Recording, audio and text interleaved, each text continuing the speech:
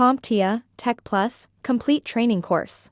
Exam Objective 4.3 Explain the purpose and use of programming concepts.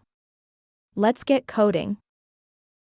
Over the course of the next few video segments, I'll be diving into a range of fundamental programming concepts that have universal relevance across different languages. Each of the topics outlined in CompTIA's Tech Plus exam objectives was selected in order to provide you with a solid foundation upon which to construct your understanding of coding. These programming concepts include identifiers, containers, logic components, functions, and objects.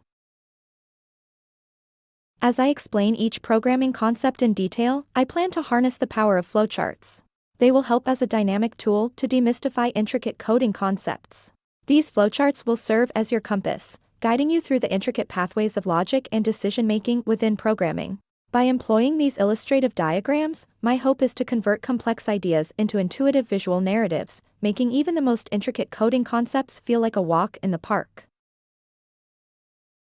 Also, where appropriate, I will incorporate pseudocode and Python code to further assist with topic comprehension. Now that you know what to expect, join me as we take a step-by-step exploration through these essential programming concepts.